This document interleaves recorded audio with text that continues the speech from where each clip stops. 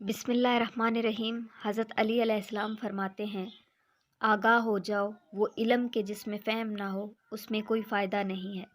جان لو کہ تلاوت بغیر تدبر کے سود بخش نہیں۔ وہ عبادت جس میں فہم نہ ہو اس میں کوئی خیر نہیں ہے۔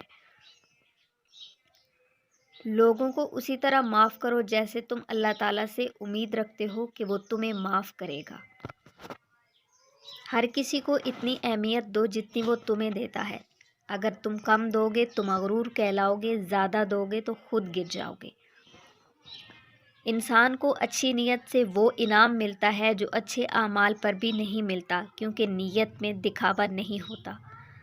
انسان کو ایمان کا مزہ اس وقت تک نہیں ملتا جب تک وہ جھوٹ ترک نہ کر دے، حقیقی طور سے بھی اور مزاح کے طور سے بھی۔ ایک یہودی نے حضرت علی علیہ السلام سے کہا کہ تمہارا اللہ نظر کیوں نہیں آتا؟ حضرت علی علیہ السلام نے کہا کہ تم سورج کو غور سے دیکھو۔ اس نے کہا میں اس کو نہیں دیکھ سکتا۔ حضرت علی علیہ السلام نے فرمایا تم سورج کو نہیں دیکھ سکتے تو سورج بنانے والے کو کیسے دیکھ سکو گے؟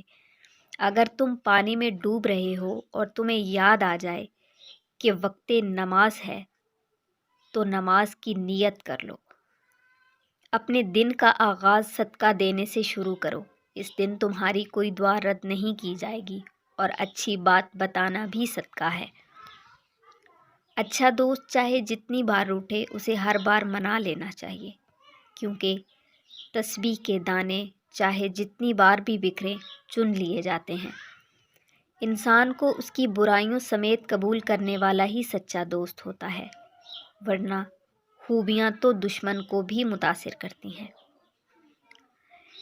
اس شخص پر تعجب ہوتا ہے جو توبہ کی گنجائش ہوتے ہوئے مایوس ہو جائے۔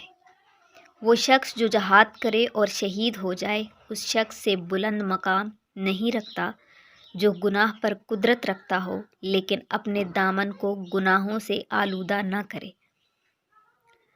امام علی علیہ السلام فرماتے ہیں میں توریت کو اہل توریت سے زیادہ جانتا ہوں اور انجیل کو اہل انجیل سے زیادہ جانتا ہوں۔ اپنوں کو ہمیشہ اپنے ہونے کا احساس دلاؤ، ورنہ وقت آپ کے اپنوں کو آپ کے بغیر جینا سکھا دے گا۔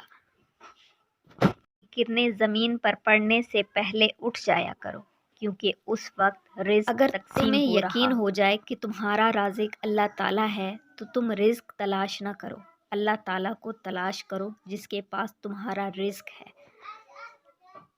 جو تمہارے مقدر میں ہے وہ تم تک پہنچ کر رہے گا۔